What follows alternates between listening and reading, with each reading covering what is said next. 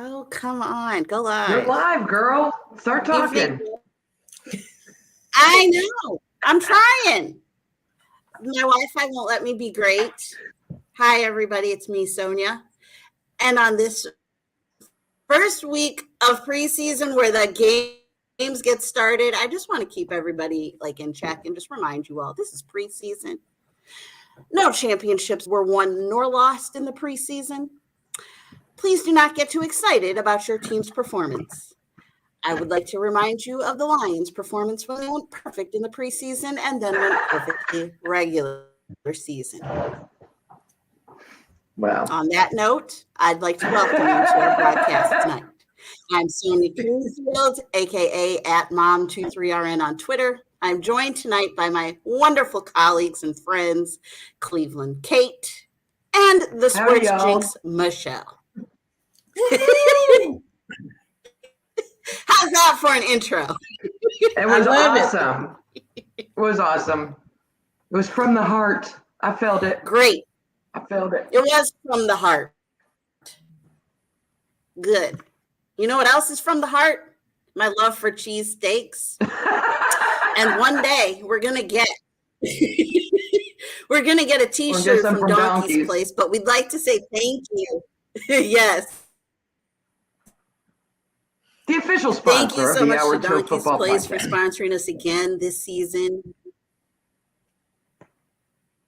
Exactly. 3 locations, and I can never remember the third one. Camden, Medford, and I don't remember the third location, but they have 3 in New Jersey. Mount Holly. We're in New Jersey. Oh, really? Mount Holly. Mount Holly. I always forget that one. Oh, that's where I am. Let me see. Is it? I actually was down in Canton at the Hall of Fame this week, and I ran into a group of guys that were from New Jersey, and I was talking to them about donkeys. They're like, really? They're like, they're the sponsor for our podcast. They're like, we're going to go check them out. So it was cool. See if there's a donkeys near me. I got something to talk about with our New Jersey friends when I meet them. Exactly. All right, so let's get after it. Have there been a lot of injuries this week, or at least in preseason? There have been some. It feels quiet. I want to say there have been a couple there.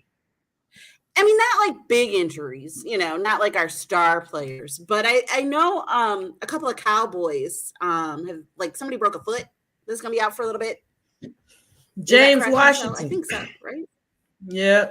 Yes, he broke a foot. He's going to be out for a little bit. Tom Brady's center is out on the Bucs. So that's going to be, a pretty big deal. Did I say Tom Brady's center? I don't know, because I could. But on the other hand, he got Chris Godwin back. So there's that. Yeah. There is that. True. What do we know about Jameis Winston's injury? I mean, I know he rolled his ankle and had to leave practice early. According to one Twitter account, it doesn't require amputation. I think he was trying to be funny. But as soon as I just saw the flash that Winston was injured, I thought, oh, Jimmy G's got a home now. You're going to be getting phone calls from Louisiana into San Francisco talking about what can we get for Jimmy G. Winston has one of those injuries that I guess you have that particular knee injury and then you're susceptible to other injuries. If I think that's probably what it maybe just tweaked it. Yeah. So it's keeping him on the sideline. So yeah. So Big Red in the chat room wants to know if we think there's going to be some injuries because some pickups because of these injuries. I haven't really seen any that I thought were big enough. We're going to take until the season got underway to heal. They were all just, the stuff you see at training camp. These guys are a little rusty. They need to stretch it out and work it out. I'm definitely, as we alluded to, I'm keeping my eye on the quarterbacks and their health because I think that's Jimmy Garoppolo's biggest chance to get picked up by another team and to maybe get a starting job is it's going to be an injury. I think it's too late for a team to go after him and try to make a deal with San Francisco if they're looking for a starter right now. There is something. I think they'd rather have a backup or take a shot at him if they drop him because they can get him for a heck of a lot cheaper than $24 million, or unless they have an injury. Because this is just, this is one of those years where it's going to be a really good quarterback class in next year's draft. So the teams that aren't going to be good really don't want Jimmy to come in and have them win 7 games and hose them out of a possible franchise quarterback. It's going to be teams that had like 7, 8, 9 wins last year that want to bump up. That'll go after somebody like Jimmy if they're not happy at quarterback. And I just think at this point in the season, it's going to be an injury that lands him a job. That would be like the biggest pickup I'd be looking for. But so far, knock on wood, it's still early, but so far, I haven't gotten wind of any injuries that would require a replacement kind of a thing. No, not yet. And maybe he, unless he gets picked up right as the season gets ready to start, or maybe after the second game, it'll, like you said, it'll probably be one of those teams, not necessarily looking for a starter, but somebody who can come in and win a few games. So I don't know. I can wait. You may want to wait. They may want to wait till next year. It's no rush. He's there, He's there and they're not going to play him. So it's not like he's going to get injured. The Trey Lance era has begun. They'd like to not pay him. So they may cut him and hope somebody picks him up to at least offset a little of that. I thought it would be hilarious if he ends up in Tampa Bay backing up Tom Brady again. He's done that before. It's not a bad gig, right? You got a shot at the Super Bowl. If I'm going to back up somebody, backing up Brady's not a bad gig. And Brady might be one of those, not to wish that on him, but he could be one of those injuries. And, or at least someone who's on, a snap count kind of a thing, like a pitch count, like maybe fourth quarter of games with the lead, you want to put someone else in and let Brady rest, and somebody that you can trust that's not going to give that game away. And Jimmy would be someone that's good for that, or just a week that Tom wants the week off, and it doesn't really matter. They've got some lightweights on their schedule this year, so Jimmy should trade some playing time with Tom. So I don't know. He's really the big name that I'm keeping an eye on. Not for that much money, though. Probably not for the amount of money that it's going to cost him. That's not for $24 million, but he's got offset language. So if they cut him, the Buccaneers or anybody could pick him up and offer him $1 million, and he'll get his other 23 from San Francisco. And you know what I mean? They'd get him cheap. So we'll see. How's your boy Dakota doing? Dakota, Dakota's being Dakota. I feel for Dakota because, Dakota has a whole group of people surrounding him. Last year I said, I think when I was here, that it was Dallas's best chance to move a little bit in the playoffs. The offense has always been our strongest part of our team. And last year, I think the receiving core was probably the best part of the team. And now, a year later, you look at the receiving core and you're like, okay, well, who do we have? Outside of CD Lamb. Amari Cooper gone. Gallup's injured. And Gallup's replacement gone. Then whoever was going to replace Gallup this year, out, injured. So you have CD Lamb, you have Dalton Schultz, who we couldn't come to a long-term agreement with, but he's become one of Dak's favorite receivers as a tight end. And now you have a rookie, Jalen Tolbert, who's probably going to start. They're looking at him. He's probably going to start opposite CD Lamb while Gallup is rehabbing. But it also looks like Gallup may play earlier than we thought. But you never know how a receiver is going to recover from a torn ACL. So, is he going to be the same? And, he was still a young receiver himself. So he was still, he and Dak had great rapport, but, he's lost some time, a whole year. Yep. And again, I felt like if we were going to get rid of Amari Cooper, then we should have kept figured out how to keep Cedric Wilson. He came in last year and just played phenomenal for us.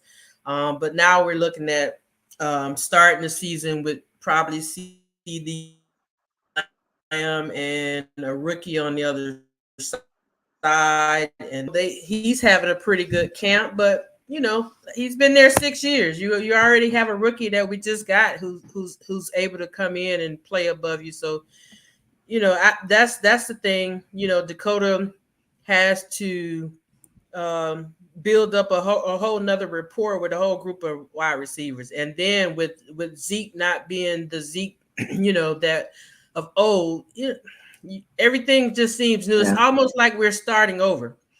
That's what it feels like we're starting over, at least on the offensive side. And that's been the strength of the team. So that may be a good thing because, I believe in defense. So I believe if the defense can carry us, then which they pretty much did last year, I think they kind of carried us mostly anyway. But yeah, it feels like we're starting over on offense, and now the defense is our stronghold. So yeah, Sonia's back. Sonia's having an internet issue, so she's just going to come and go, and we're just going to keep talking in case we lose her again or she freezes. Just keep smiling. Exactly. So if you freeze on the video again, at least you're smiling. So Michelle, the big question in Cleveland is, aside from our quarterback situation, is we have struggled with our receiving core, and I haven't been in love with them for a while now. Mm-hmm. They seem to focus more from the front office standpoint on obviously our running game, but on our tight ends. And so I keep forgetting that we picked up Amari Cooper and that we got him. Has he got a lot of gas in the tank? Is he on the downside of things? Do you think it was is he going to be good for me here? I wish he was still with the Star. I mean, that's how I feel about it. I think he can still play. I think there's still some gas in the tank. I think the problem with Amari Cooper is that they feel he took plays off. And I think that bothered him more than anything. What bothered me is that he wasn't the go-to person on third down. I felt like we went away from him on third down, and he's probably, arguably one of the best route runners in the NFL.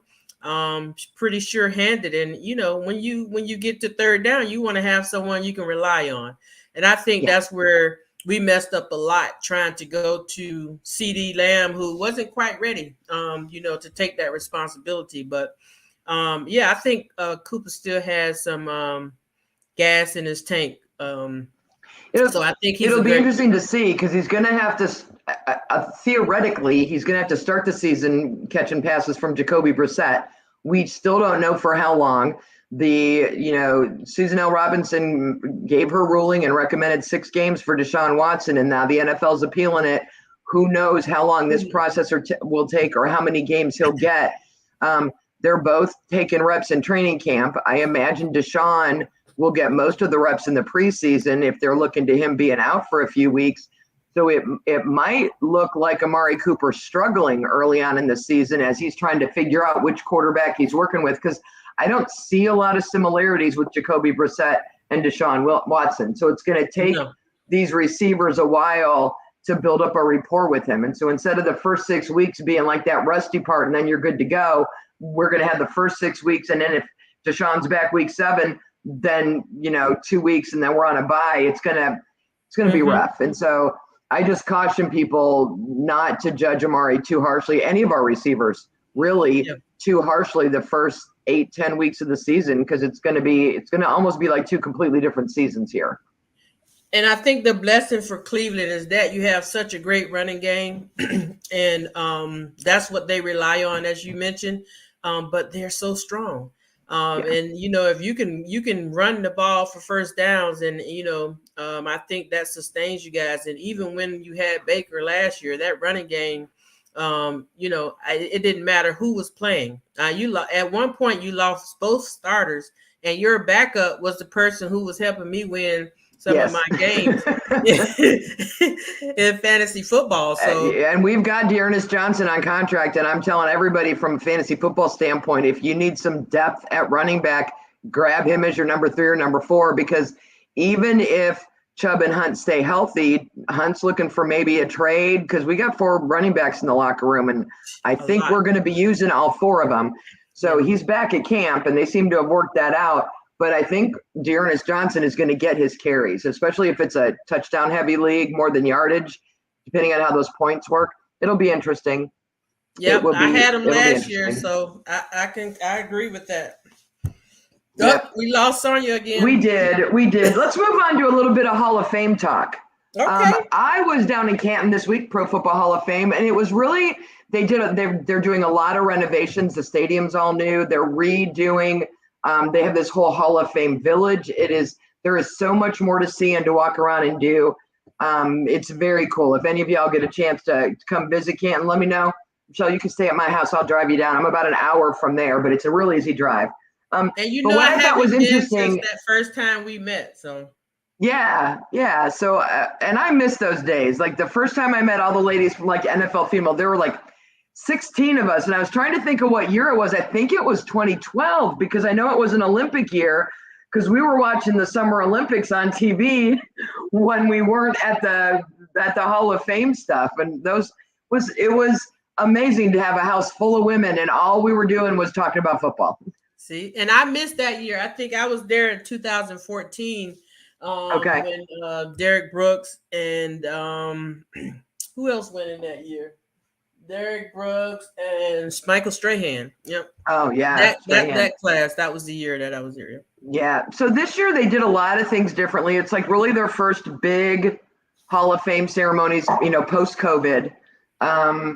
And one of the things that always frustrated me is they would do the Hall of Fame enshrinements on like Saturday night, and they would start at like 6 o'clock, and these people would talk, and they would be there till 10, 11 o'clock at night, and half the crowd would leave, and the old Hall of Famers would fall asleep, and it just made for a really long day. Mm-hmm. This year they started at noon, and there were 8 people enshrined, and we were out of there at 3 o'clock. I love it. Went quick. Now, part of that is 2 of the gentlemen who got into the hall this year have passed away, and one of them is 97 and can't travel, so he didn't come. His daughter and his granddaughter and grandson did the speeches. So I think a couple of the speeches were probably a little shorter than what we're used to. It was the typical format with Chris Berman doing as MC, but what I loved is they had Steve Weish and Keegan-Michael Key doing like little side interviews with the Hall of Famers that were sitting on the stage that come to watch. Keegan-Michael Key is hilarious. And I see a lot of his stuff, and I always wonder how scripted it is, and he's talking to Darryl Green, and then Calvin Johnson comes over and starts saying, and it's just rolling off, and you can tell it's not scripted at all. It was hilarious. So there was sort of this, this kind of fun, a lot more fun in between the speeches. But this year's class wasn't real flashy. It was a lot of names that a lot of people don't know. The crowd was down, and I think part of that is, again, COVID. I think part of that is, these guys that got in played for the Raiders, the Packers, the Jaguars, the Panthers. They played for teams that you can't drive. God forbid you get a Raven, a Steeler, a Lion, a Bengal in the Hall of Fame, and half the states travel because you can get here in a car ride. So when it's a year like this where it's a lot of flying and airline prices being what they are, there weren't as many people there as I expected.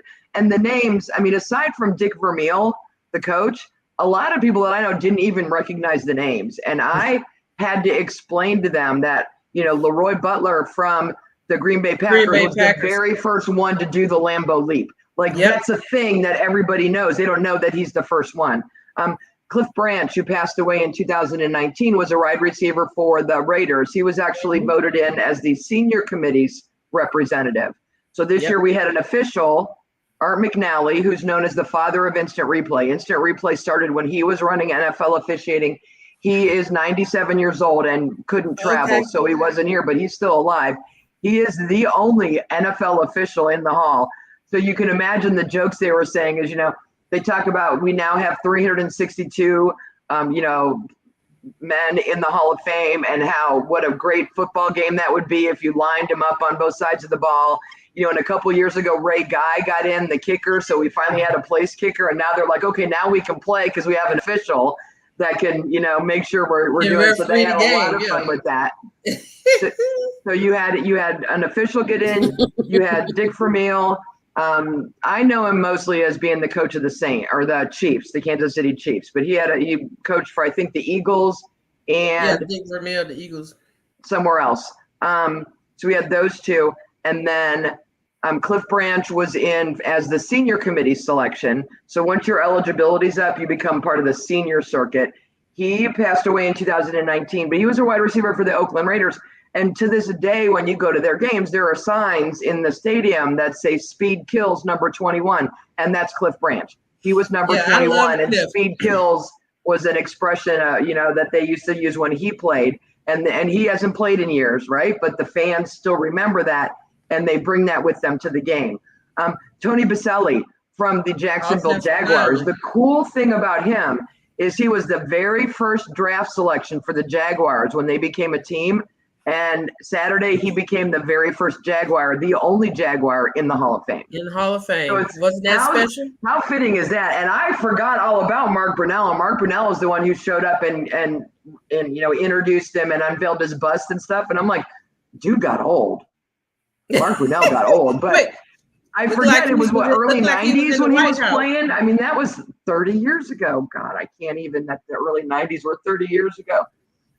So there weren't, like I said, there weren't a lot of big names that, household names that people knew, but they were players. Sam Mills, I ended up running into, I think there were 12 guys. They're the ones from New Jersey that I met.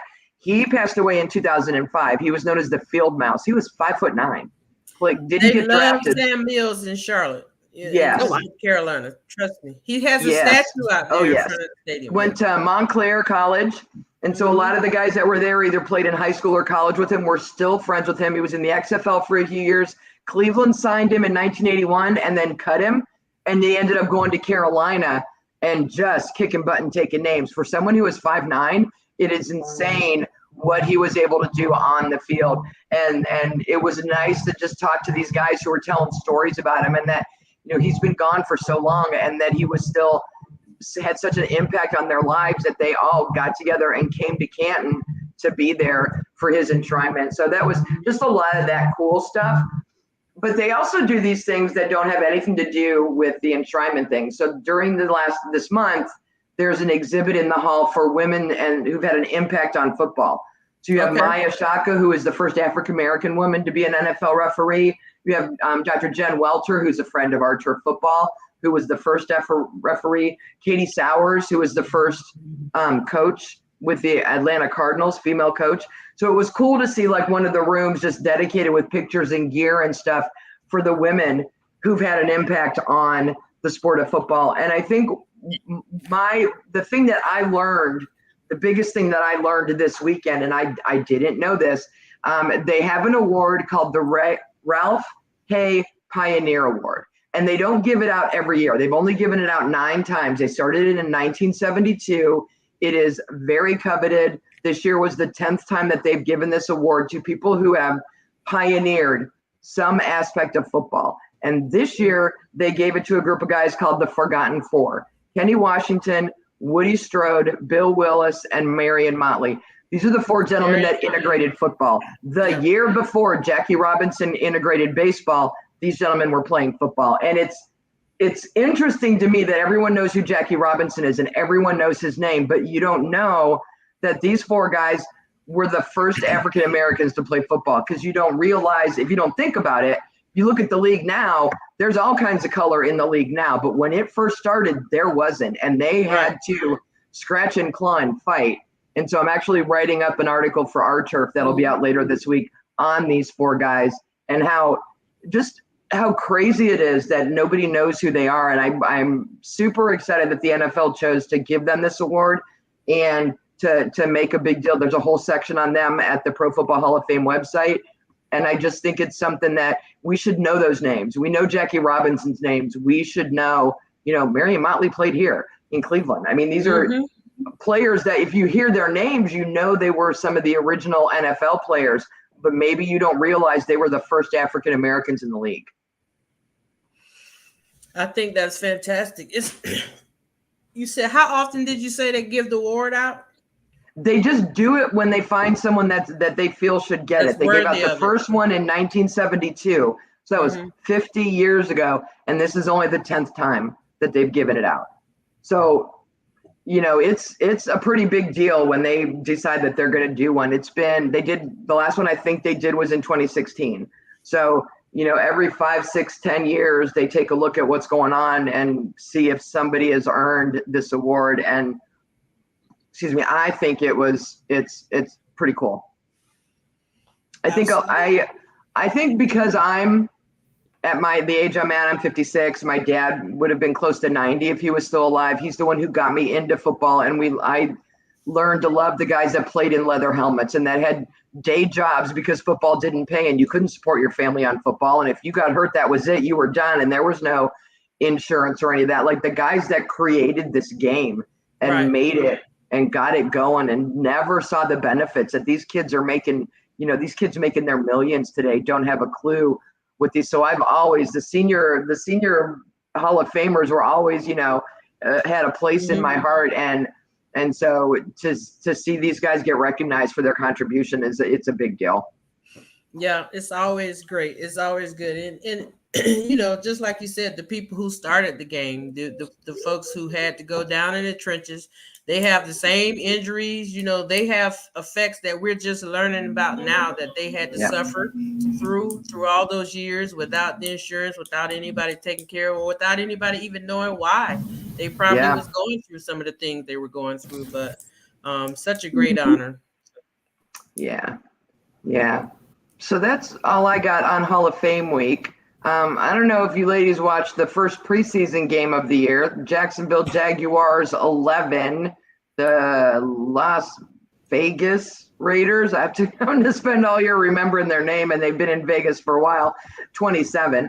It's like Vegas won, but it's preseason, right? And it's the Hall of Fame game, and the inactive list was longer than my arm. I'm like, I had to keep scrolling through the inactive list because didn't nobody important play. But I mean, at least it was football, right? Like, what? So and I was upset because nobody every weekend from now until next year, right?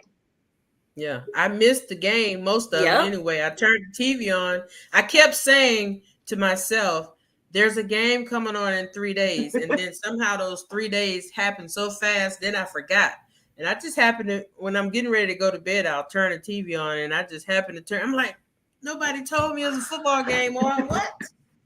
So I watched it until I fell asleep. So I love the preseason because that's the time I get to see the players that I'm looking to see who's going to make a team, who's going to make an impact, who can make an impact if someone is injured. And that's actually a good way to find fantasy players and find your sleepers with the preseason games. Yeah. So Sunshine, Trevor Lawrence did not play. Big Red was asking in the chat about that. Kyle Slaughter went 13 for 25 for 127 yards and 1 touchdown.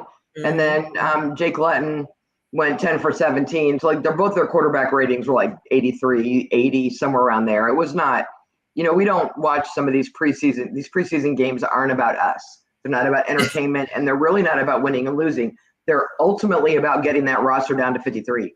And these guys are trying to earn a spot. So Derek Carr didn't play for the Raiders either. Jarrett Stidham it was 8 of 15. He saw the most snaps, but Chase Garbers came in and I actually thought did better. He was 4 of 6. Mm-hmm. His quarterback rating was better. So, I mean, Zamir White ran like a crazy man, averaging 4.6 yards per rush. So there's a couple. And then Austin Walter is another one, was averaging 6 yards a rush for the Raiders. So there's a couple running backs maybe to keep an eye on as we go through the preseason and just see.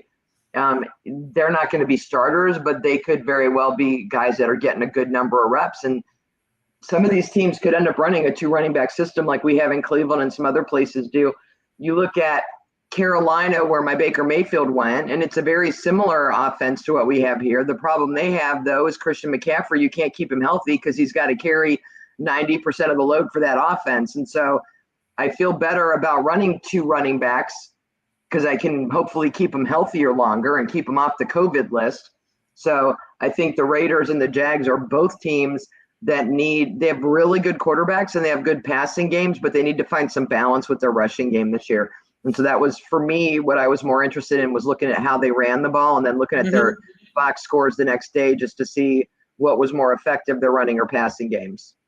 Yeah, I think the 2-back system we're gonna see a lot of that on a lot of teams for the reasons that you mentioned, and it helps keep the injuries down and keep the team fresh as well.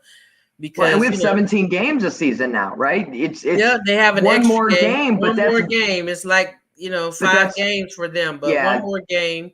Depending on who you are, that's anywhere from 15 to 25 more snaps that you're taking, which means that's 15 to 24 more times that you're getting hit, that you're risking an injury.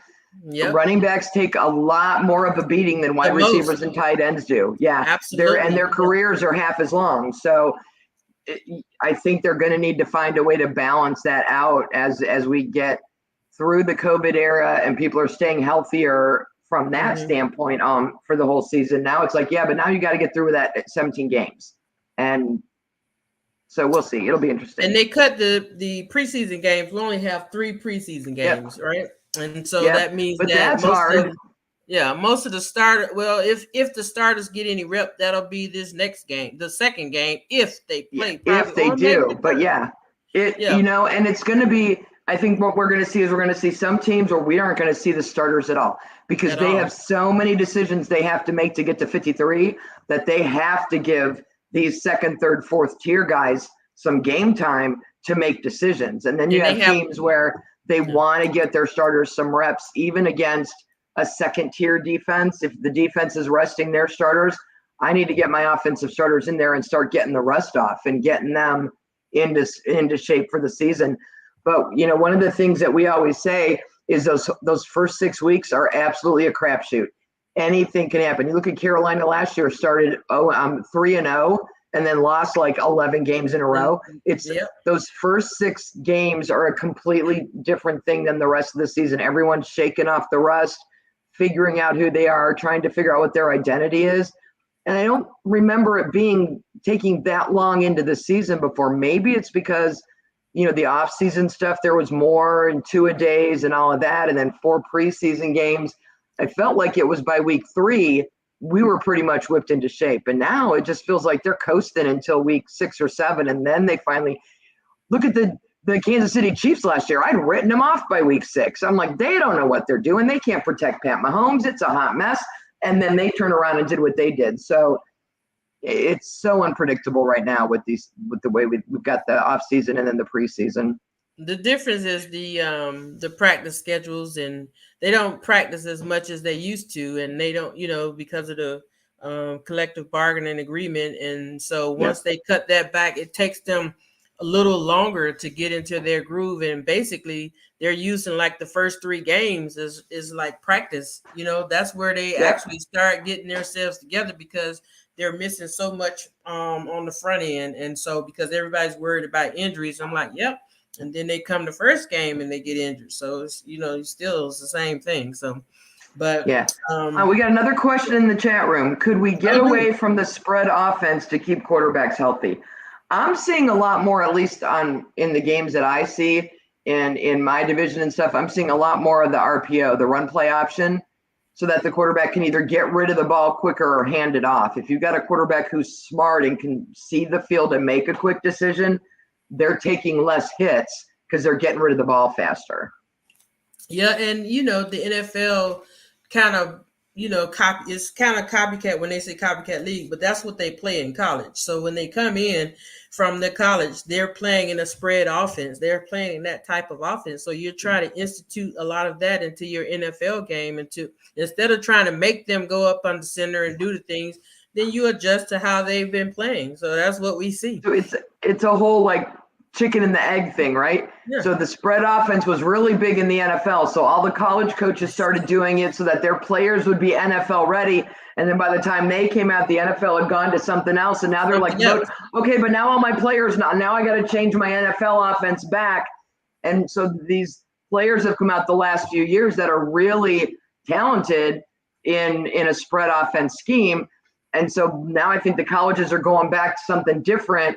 And so it's just going to be this whole cycle of the college copies the NFL, and then you got to copy the college back because that's what your players know how to do.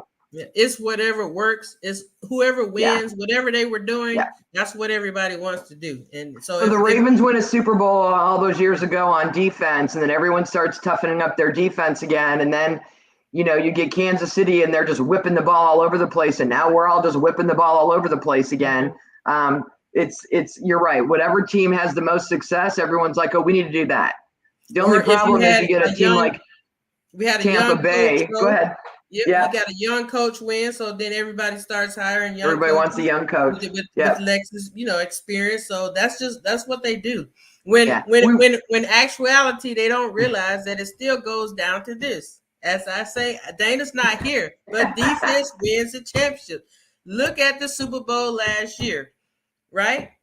Yep. Defense won that champ. I don't care what they say. Aaron Donald was the MVP. Cooper had a great game, but Aaron Donald changed that game the whole entire game. He was the MVP of that game. And it was funny because I was watching NFL Network the other day, and what's the Rams old quarterback? I know that I can't think. Kurt Warner. He was interviewing I think Michael Parsons or someone, and they said, well, defense wins championship. He was like, I don't know about that. I said, well, Kurt, if you go back to the Rams Super Bowl against the Titans, against Steve McNair, it was a defensive play that had to happen for you to win that Super Bowl. No matter how much offense you guys are showing turn for running to, the defense had to win that championship. Yes. Yes. And they, field position, time of possession, just all of that stuff depends on your defense. Yep. Those are the things that you have to count on when you get to the playoffs. Not in the regular season, you can throw it all over the field, but when you get to the playoffs and everybody knows how to play you now, you got to control the clock with your running game, and you got to play some defense, or you're not going to win.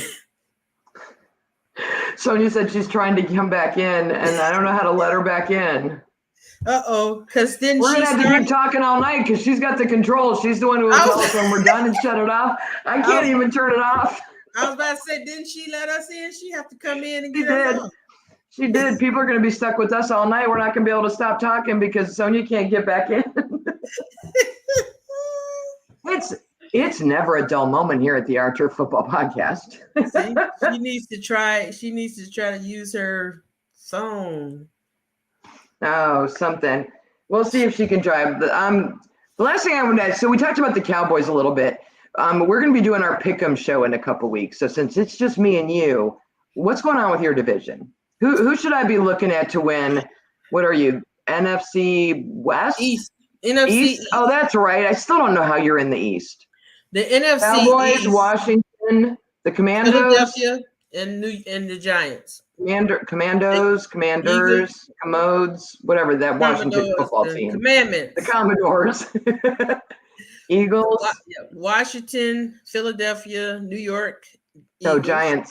Giants and Cowboys. What are they doing? Is Daniel Jones going to make it all year? I don't know. Oh, look at there. Oh, she's back. I was trying to get her to give me an answer for the Pick'em show on who's going to win the NFC East. So don't listen. We're going to do that real quick and then we're done. I always tell you guys that the same team never wins our division in a row. So, Cowboys won last year. So you pick someone else this year if you're smart. But I don't know that I like any of the other teams in your division any better. Well, I don't believe in the Giants or Washington. Philadelphia, I think Philadelphia is a strong. Jalen Hurts. Jalen Hurts looks good. He's coming in. He's had a year or two behind his belt now. They got a great defensive pickup in the draft. Philadelphia, I think, is a team to watch. And then, Carson Wentz is over in Washington. I don't know how that's going to go, but, if he plays. He ain't going to stay healthy, so it don't matter. But if he played pretty well in Indianapolis for a bit. And so, maybe if they have a pretty good running game with Antonio Gibson, and he has their receiver core, if their defense comes back and play like they did, not last year, but the year before, Washington can make some noise. That's the thing. Our division is competitive within itself. And so we hate each other so much that we love to knock each other down. So there is no love in that division at all. That's why I love it. Each week we're going to gang up on whoever is losing. That's just how it is. So it's true. Very true. But I Eagles division this year. I could be wrong, but I like the Eagles for now. I like the Eagles too. All right. Don't tell Lisa and Dana that we have got the inside scoop. Yep. All right. Well, we're out of things to talk about. Sonia, thank you for coming back because I couldn't figure out how to end the podcast. I think you have the controls. Shout out to Donkeys. 3 locations for the best cheesesteak in New Jersey. Camden, Medford, and Mount Holly, the official sponsor of the Our Turf podcast. Nothing but love. And if you check out our Twitter account at Our Turf FB, we've got a bunch of tweets out there you can check for a link to Fanatics to get your gear for this season and get a little bit of a discount on it. Yes, because we're awesome like that. And we want to support you getting your gear. Get your drip. So we will be back next Tuesday, 8 p.m. Eastern. You can also tell your friends about us. You can find us now. Michelle, I don't know if you know this. You can find us now on Apple Podcasts and Spotify. Woohoo! No, I did not know that. Yeah. Awesome. Yeah. We're big time now. Thanks to everyone who listened. Thanks to Big Red in the chat room. I don't know how to put your messages up on the bottom, but he had a lot of good comments and questions that we answered. So shout out Big Red. Thank you, Big Red. Thank All right. you. And thank you, Michelle, for coming on with me since I needed someone to talk to because Sonia kept disappearing. Because my wife. Anytime. All right. It's okay. Have a I like you. I'm glad you're back. Me too. I'm glad to be back. Next week, I'll hopefully be in better Wi-Fi. So yeah. All right, you guys. All right. Awesome. Have a good one. All right. Bye. Bye.